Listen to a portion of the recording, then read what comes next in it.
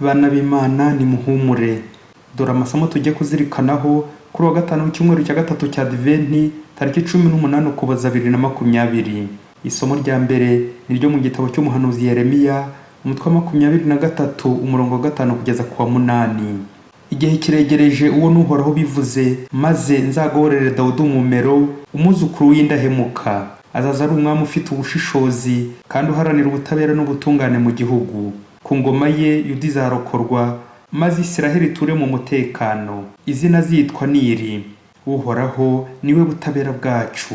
Ni koko igihe kiregereje uwo n'Uhoraho bivuze, maze wowe kuzongera kuvuga ngo Uhoraho ni nyir'ubuzima, we yakuye Abayisiraheli mu gihugu cya Misiri, ahubwo bajya bagira bati Uhoraho ni nyir'ubuzima, we wakuye urubyaro rwa Isiraheli mu gihugu cyo mu majyaruguru no mu bindi byose yari yarabatatanyirijemo kugira ngo batuze ku butaka bwabo.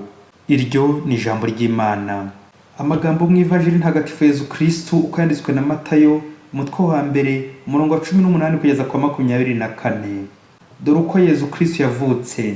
Nyina Mariya yari yarasabwe na Yosefu. Mu gihe batarabana aza gusamira ku bubasha bwa Roho Mutagatifu. Yosefu umugabo we wari intungane kandi utashakaga kumuteza urubwa, yigira inama yo kumusezerera rwihishwa. Igihe yari akibizirikana, umumarayika wa Nyagasani amubonekera mu nzozi, aramubwira ati, Yosefu mwana wa Dawudi, witinya kuzana umugeni wawe Mariya, kuko wasanye ku bubasha bwa Roho Mutagatifu. Azabyara umwana uzamwite Yezu, kuko ari we uzakiza umuryango we ibyaha byawo. Ibyo byose ariko byabereyeho kugira ngo huzuzwe ibyo Nyagasani yavugishije umuhanuzi ati, dore umukobwa w'Isu yagiye gusama inda, maze azabyara umuhungu, nuko bazamwite Emanueli, ari byo kuvuga ngo Imana turi kumwe. Yosefu akangutse abigenza uko umumarayika wa Nyagasani yamutegetse, nuko azana umugeni we. Iyo ni Ivanjili ntagatifu. Bavandimwe bana b'Imana, Yezu Kristo akuzwe. Amasomo y'uyu munsi aradufasha kuzirikana ku mubano wa Yosefu na Bikira Mariya mu mugambi w'Imana wo gucungura abantu. Turagaruka cyane kuri Yosefu. Yeremiya mu isomo rya mbere ati, nzagoborera Dawudi umumero, umwuzukuru w'indahemuka. Iri zina ryakoreshejwe kandi mu Ivanjili n'umumarayika, Yosefu mwana wa Dawudi. Yosefu na Mariya biteguraga kurushinga nk'abandi Bayahudi bose. Abasore n'abakobwa murabizi, mutekereze ukuntu igihe cyo kurambagiza kiba gishyushye kandi kiryoshye cyane. Kera buri wese yagiraga undi amatsiko, naho ureka ubu aho kugira ngo umwe yemerere kurambagiza undi babanza kuryamana. Nzagusaba cyangwa nzagukwa ari uko tuzabana, ari uko twabanje kuryamana, nguko kurya ubukwe bubisi. Muri iyi Ivanjili reka tuzirikane ku migenzi 3 y'ingenzi yaranze Yosefu: kumvira, kwifata no kubika ibanga. Icya mbere, kumvira. Kumvira biruta ibitambo n'amaturo. Mu Gifaransa baravuga ngo la nuit porte conseil. Hari ubwo ujya kuryama hari imyanzuro yakunaniye gufata, rimwe na rimwe ukaza kubirota, wakanguka ukabyukana ibisubizo. Burya ni ikimenyetso y'uko Imana iturinda, iduha abamarayika barinzi. Yosefu nawe waryamye ariko uzirikana kuri uwo mwanzuro wo gusezerera Bikira Mariya, marayika aramusuye nijoro mu nzozi, bitumye Yosefu ahindura umushinga we wose w'ubuzima kubera Imana. Bavandimwe, ntawiha umuhamagaro, ntawihamagara. Ushobora kwifuza gushinga urugo ntibigushobokere, ushobora kwifuza kwiha Imana ntibigushobokere, kubera ko Imana ari iguhitiramo. Muri uyu muhamagaro mushya wa Yosefu agiye gushinga ibintu by'ingirakamaro: kuzana Mariya no kwita umwana izina. Mu muco w'Abayahudi, kubw'iyi mirimo ibiri ahindutse umubyeyi ku buryo bwemewe n'amategeko. Twibuke kandi ko mu muco w'Abayahudi iyo umukobwa yasambanaga bibi cyane, noneho agatwara ikinyendaro, bamuteraga amabuye mpaka apfuye. Birumvikana ko Mariya byari bigoranye gusobanurira Abayahudi ko ari utwite Imana, utwite Mesiya. Niyo mpamvu Imana ikandiye kwa Yosefu kuko imwizeye kandi yari yaranamuteguye koko. Uku kumvira kwa Yosefu c'est à risque, biragoye, n'iby'intungane koko, ni impano y'Imana. Bagabo, ninde umugore we yacikwa akamuca inyuma akongera kumwakira? Cyangwa yabyara ku ruhande umugabo akemera kurera umwana? Aho ntiwakwirukana umugore cyangwa ukaba wahungeta uwo mwana? Ninde mubyeyi wakwemera arera umwana utari uwe, akamufasha, akamurihira amashuri, yawe akazanamushyingira? bene abo babyeyi bisunga Yozefu bariho kandi barahirwa. Kurera umwana utabyaye kubw'amaraso ukamwitaho neza ukamubera umubyeyi ndengakamere ni umugisha w'ikirenga. Uburere buruta ubuvuke. Kurerera Imana ni ishema rikomeye. Yozefu uyu munsi aratwigisha kudafunga umutwe tukorohera Imana tukabikoresho by'Imana ngo Imana itugire umuyoboro w'umukiro wayo. Icya kabiri, kwifata. Yozefu udahemuka, Yozefu udahinyuka. Urubyiruko ruti ngo se Yozefu na Mariya nta mishyikirano bagiranye nk'abantu bashakanye, ubwo se bo bari bakozwe mu byuma bakabana mu nzu umwe ntacyo bakora?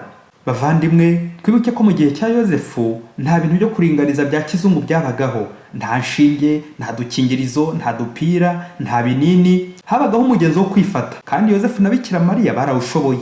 Impamvu kwifata bikomeza kugorana muri ibi bihe harimo n'uruhare rw'iterambere rikataje mu kibi. Muvandimwe, tuvugisha ukuri, ntabwo wabitse udukingirizo mu nzu yawe, ntabwo waba wirutanga imiti n'inshinge zo kuringaniza ngo nugirira ry'umubiri ure kubikoreshaho. None se mubyeyi, utwo tuntu nyine kutubitse n'umutako ni ibinini by'inzoka. Twibuke ko iyo miti, utwo dukingirizo bikingira indwara nka sida ariko ntibikingira icyaha.